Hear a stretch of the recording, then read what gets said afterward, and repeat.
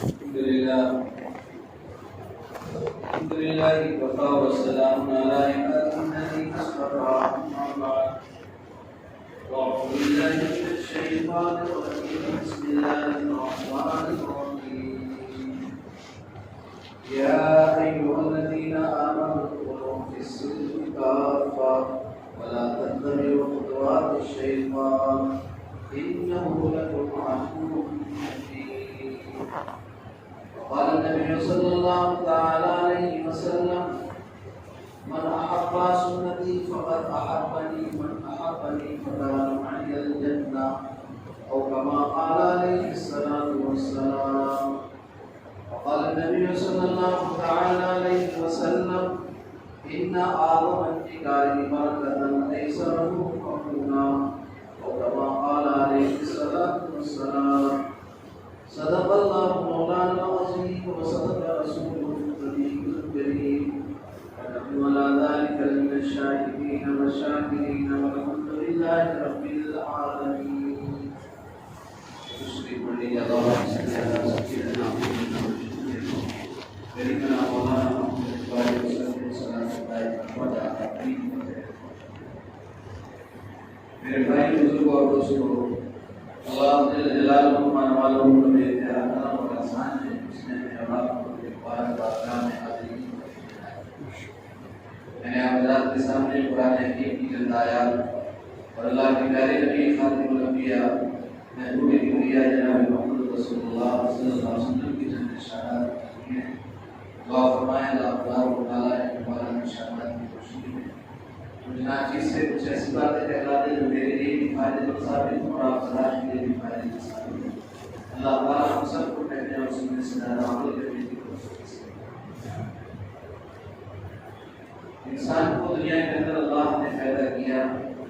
اس کے ذمہ کچھ حقوق عائد کیے۔ حقوق کی دو قسمیں ہیں، حقوق اللہ، حقوق العباد۔ کچھ حقوق، کچھ فرائض وہ ہیں جو اللہ کی ذات سے متعلق ہیں، کچھ حقوق وہ ہیں جو بندوں کا بندوں سے تعلق ہے۔ حقوق اللہ میں عبادات کی شکلیں ہیں، نماز ہے، روزہ ہے، حج ہے، زکوٰۃ ہے، یہ اللہ کے احکامات ہیں، اللہ کے حکموں کے مطابق اللہ نے فرمایا جیسی نماز کا حکم فرمایا ویسی نماز ہمیں پڑھنی ہے، ہر شخص کا نماز فرض ہے۔ ایسے حقوق العباد کے بھی مسائل ہیں، وہ بھی فرض ہیں، کچھ فرض ہیں، کچھ واجب ہیں، کچھ سنت ہیں۔ جیسے عبادات کا باب، اس میں کچھ عبادتیں فرض ہیں، کچھ سنت ہیں، کچھ نفل ہیں، کچھ مستحب ہیں۔ ایسے حقوق العباد کے بھی کچھ فرائض ہیں، کچھ فرض ہیں، کچھ واجب ہیں، کچھ سنت ہیں، کچھ مستحب ہیں کہ کرو تو ٹھیک ہے، نہیں تو کوئی گناہ نہیں۔ میرے بھائی بزرگوں دوستوں، ہم سے غفلت یہ ہوتی ہے کہ ہم حقوق اللہ کو تو کسی حد تک سمجھتے ہیں، کچھ دین کے راستے میں لگ کر یا علماء کی باتوں کو سن کر ہم سمجھتے ہیں نماز پڑھنا چاہیے، نماز ضروری ہے، نماز پر۔ لیکن جو حقوق اللہ نے بندوں کے متعلق احکامات فرمائے ہیں اس کو ہم نفل کا درجہ دیتے ہیں۔ اگر کر لیا تو ماشاءاللہ بہت اچھا، اور نہیں کیا تو اس کا کوئی مطلب نہیں۔ اس میں سب سے بڑا فرض وراثت کا ہے۔ مرنے کے بعد انسان کی جو ملکیت ہے، جو مال چھوڑا ہے، اس کو تقسیم کرنا فرض ہے۔ اس کو لوگ نفل کے درجے میں سمجھ رہے ہیں۔ نکاح اسی طرح اس کی نوعیت الگ الگ ہے، بعض جگہ فرض ہوتا ہے، بعض کیفیات واجب ہوتا ہے، بعض کیفیات میں سنت ہوتا ہے، بعض کیفیات میں مستحب ہے، کرو تو ٹھیک ہے، اس کی حالت کے مطابق۔ ایسے میرے بھائی بزرگ دوستوں، آج نکاح کے سلسلے میں اور وراثت کے سلسلے میں ہم سے بہت زیادتیاں ہو رہی ہیں۔ وراثت کے سلسلے میں جو فرض ہے اس کو ہم ادا نہیں کرتے، جبکہ وصیت کے سلسلے میں یعنی وراثت کے سلسلے میں اللہ نے جو لفظ استعمال کیا ہے،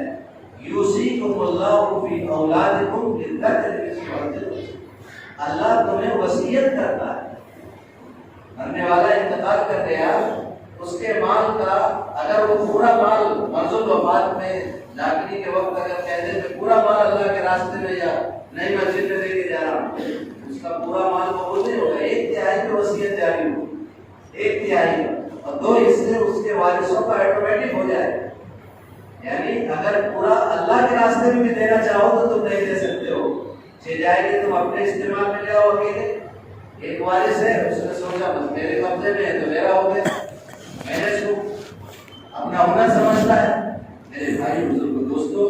آج جہاں امت کے تباہی کے بہت سے اسباب ہیں، ان میں ایک سبب، اہم سبب یہ بھی ہے کہ آج امت میں حرام کا چلن ہو چکا ہے۔ حرام مال کیسے ہوتا ہے؟ حلال کما رہے ہیں آپ، تجارت حلال کما کر کے لا رہے ہیں آپ، لیکن اس کو حرام کیسے ہو رہا ہے؟ غیر شعوری طور پر حرام کے شکار ہو رہا ہے کہ آپ نے مال تقسیم نہیں کیا، مرنے والا مر گیا، 10 لاکھ روپے چھوڑ کے گیا، اب 10 لاکھ میں 3-4 وارث تھے، 2 وارثوں نے رکھ لیا، 2 کو محروم کر دیا، اب وہ 2 کا حق آپ کے ساتھ متعلق ہے، وہ مال آپ کا ہمیں دل کر کے حرام ہو جائے گا۔ وہی آپ کھا رہے ہیں، وہی ہم کو بھی کھلا رہے ہیں، دوسروں کو کھلا رہے ہیں، یعنی علماء کو بھی کھلا رہے ہیں اور ائمہ کو بھی کھلا رہے ہیں، آپ بھی کھا رہے ہیں، تو اس کے اثرات ویسے مرتب ہو رہے ہیں۔ میرے بھائیوں، جب آپ نماز کو، جب آدمی ایک وقت سجدہ نہیں کر سکتا تھا لیکن آپ نے دل پہ لیا کہ نماز فرض ہے،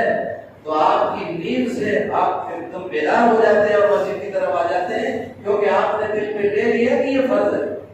ایسے جب وراثت کے تعلق سے آپ دل میں لے لیں گے کہ یہ حرام ہے، دوسرے کا مال روکنا، جس طرح آپ کسی کی چوری کر کے لائے مال، آپ کوئی چوری کا مال ہے تو نہیں بھائی ہم کو نہیں چاہیے، ہم غریبی میں زندگی گزار لیں گے، کسی کا راکٹ ڈال کے نہیں لائیں گے، چوری کر کے نہیں لائیں گے، کسی کا مال چپ چاپ نہیں ہڑپ کریں گے۔ وراثت کے سلسلے میں ہم اور آپ اس کو رکھ لیتے ہیں، لیکن غیر شعوری طور پر ہم یہ سمجھتے ہیں کہ ہاں دے دیتے تو ٹھیک تھا، نہیں دیا تو یا دے دیا تو بڑا کمال کر دیا۔ نہیں، آپ کو اللہ نے جس کو بھی توفیق دی عطا ہے دینے کی، وہ اللہ کا شکر ادا کرے کہ اللہ تو نے ہمیں حرام سے بچنے کی توفیق نصیب فرمائی۔ نکاح جو آسان تھا، آج الحمدللہ مسلم پرسنل لا بورڈ پورے آل انڈیا اعتبار سے متفقہ پلیٹ فارم ہے، جس میں جماعت اسلامی، اہل حدیث، بریلوی حلقہ، کوئی بھی دیوبندی علماء ہوں، جتنے مکتب فکر جو جس نام سے یاد کیے جاتے ہیں، سارے مکاتب فکر کی ترجمانی ہے اس میں، ہر مکتب فکر کا۔ مولانا عبید اللہ خان اعظمی ہیں، ادھر پچھوتر شریف کے پیرزادے ہیں، وہ اس میں شریک ہیں، اس لیے ہم اور آپ یہ کوئی اختلافی مسئلہ ہے ہی نہیں۔ اپنے ان بھائیوں سے جو ہمیں عقائد میں ہم سے متفق نہیں ہیں، ان سے بھی ہم کہہ سکتے ہیں کہ بھائی آپ کے علماء بھی شریک ہیں اس میں، نکاح آسان طریقے پر کرنا، نکاح آسان کرو، جہیز کی لعنت سے سماج کو سبکدوش کرو، جہیز جس کا ثبوت نہیں ہے وہ ہم پر چڑھ کر کے دیتے ہیں، وراثت جو فرض ہے اس کو حذف کر جاتے ہیں، یعنی ہم بوٹی دے کر کے بکرا حذف کر رہے ہیں اور بہت خوش ہو جاتے ہیں کہ صاحب ہم نے لڑکی کو 10 لاکھ کا جہیز دیا، 50 لاکھ کی پراپرٹی آپ ہضم کر گئے اور آپ 10 لاکھ لوگوں کو بتا رہے ہیں کہ ہم نے 10 لاکھ دے دیا، بچی کو دہیج دے دیا، کار دے دیا، لڑکا دے دیا۔ نہیں میرے بھائیو، آپ مت کار بنگلہ تو بھائی نہیں ہو، ہدیے کے طور پر کچھ دے دو، چپ چاپ زیورات تمہارے جو بنوائے وہ دے دو، کوئی دکھاوے کی ضرورت نہیں ہے، آپ اس کو مت جہیز دو، لیکن اس کی وراثت میں پورا لکھ پڑھ کر کے جاؤ کہ میرے مرنے کے بعد میرے بیٹیوں کا یہ حصہ رہے گا، تمہارے جو میلاد ہے اس کو دو۔ نہ لکھ کے جائے تو ویسے ہی بند ہو جاتا ہے، اس لیے اس کو فرض سمجھو۔ آج امت میں یہ فریضہ مفقود ہے، اللہ تعالیٰ ہمیں اس کے عمل کی توفیق نصیب فرمائے۔ اس لیے قرآن حکیم کی روایت میں نے آپ کے سامنے پڑھی ہے، اللہ تعالیٰ نے اس آیت میں فرمایا یا ایھا الذین آمنوا ادخلوا فی السلم کافۃ، اے ایمان والو تم پورے کے پورے اسلام میں داخل ہو جاؤ، آدھا پیتل آدھا بٹیر نہیں چلے گا۔ جب آپ اپنے مکان کو ادھورا پسند نہیں کرتے ہو، اپنی کھیتی کو ادھورا پسند نہیں، اپنے کاروبار کو ادھورا پسند نہیں کرتے، آپ کے دکان کے فرنیچر کا ایک حصہ اگر باقی ہے تو آپ اس کا افتتاح نہیں کرواتے، ابھی دکان حضرت باقی ہے پھر دعا کرائیں، ابھی مکان کی طرح ایک کونا باقی ہے، اس کا کلر باقی ہے، یہاں تک کہ کلر بھی باقی ہوتا ہے تو آپ مکان کو مکمل نہیں سمجھتے، لیکن ہم دین کے اعتبار سے اسلام کو مکمل سمجھتے ہیں کہ ہم تو دین ہم نے نماز 5 وقت کی پڑھ لی بس ختم، ہم نے بچی کو جہیز میں کچھ چیزیں دے دی بس ختم، مرنے کے بعد پھر کوئی مطلب نہیں۔ یاد رکھیے اسلام نے عورت کو پیدا ہونے سے لے کر کے وفات تک اپنے گھر سے جوڑا ہے،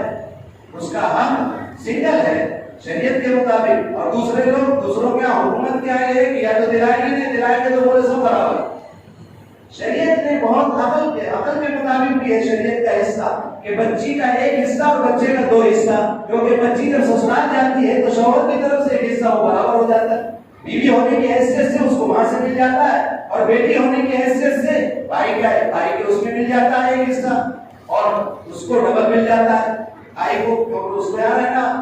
اس لیے اللہ تعالیٰ نے جو فریضے متعین فرمائے وہ عقل کے مطابق بھی ہیں، اور میں کہتے ہیں عقل کے مطابق ہو یا نہ،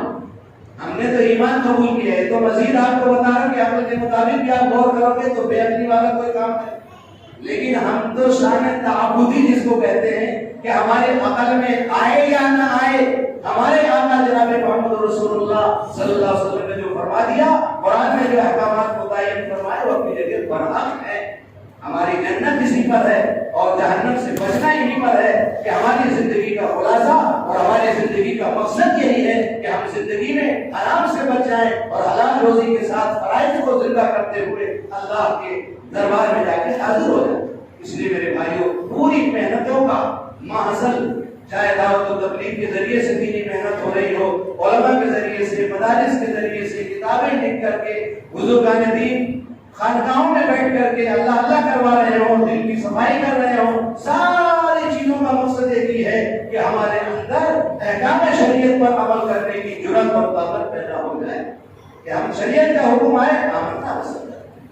ایسا نہیں ہے میرے بھائیوں، جو علماء سے تعلق رکھتے ہیں، جو اللہ والوں سے تعلق رکھتے ہیں، دین کے شعبوں سے جڑتے ہیں، اللہ کے راستے میں اوقات لگاتے ہیں، جو میراث کے لفظ سے بھی واقف نہیں تھے، میراث کے مین سے بھی واقف نہیں تھے، آج وہ اللہ کے راستے میں نکل کر کے علماء کی صحبت میں بیٹھ کر کے علماء سے ربط کی برکت سے آج پورا حساب کر کے وراثت دے رہے ہیں،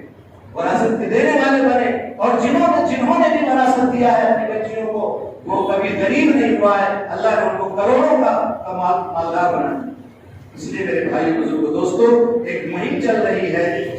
مسلم پرسنل لا بورڈ کی طرف سے آسان نکاح کی، اس کے پمفلیٹ بھی آپ حضرات نے دیکھے ہوں گے، چسپاں کیے گئے ہیں، ابھی ماشاءاللہ اس کی محنت چل رہی ہے، پورے ہندوستان لیول پر ہر مکتب فکر کے علماء اس پر ذرا فکر مند ہوئے ہیں کہ ہماری شادیوں میں جو بے جائے اخراجات ہو رہے ہیں، لاکھوں روپے دکھاوا اور ریاکاری میں خرچ ہو رہے ہیں، ان پیسوں کو بچا کر کے ہماری بچیوں کے کام میں آنے والی چیزوں میں ہم خرچ کریں، ہم وراثت کو جاری کریں، جہیز کی لعنت سے اپنے آپ کو دور۔ رسومات جو ہے دو شکلیں ہیں، رسومات کی بنیاد دو چیزوں پر ہے، یا تو عقیدے کی خرابی ہے یا تو لالچ۔ رسمیں جو بھی ہوتی ہیں شادیوں میں دو بنیادیں، یا تو عقیدے کی خرابی ہے کہ ایسا کر دو، انڈا پھوڑ دو، گاڑی خرید دو لے کی تو انڈا پھوڑ دو، نہیں تو اسکول ہو جائے گا اور اس کو نقصان نہ ہوگا، یا عقیدے کی خرابی ہے کہ کرنے والی ذات اللہ کی ہے، ہم تو وہ قوم ہے کہ ہمارا راستہ سمندروں نے نہیں روکا، آج بلی نے راستہ کاٹ دیا، تو فلانے نے راستہ کاٹ دیا، اب ایسا ہو گیا تو کنویں میں مت چڑھنا، فلاں جگہ مت جانا، جانے کتنی رسومات، ہر علاقے کی رسمیں الگ ہے، ہمارے یہاں الگ ہے، آپ کے یہاں الگ ہے، دوسرے ملکوں میں الگ ہے، ہر رسم میں فرق آئے گا، اور سنت میں کہیں فرق۔ نکاح آسان طریقہ ہے، حضور نے فرمایا ان کا اعظم النکاح برکتاً ایسر ہوا،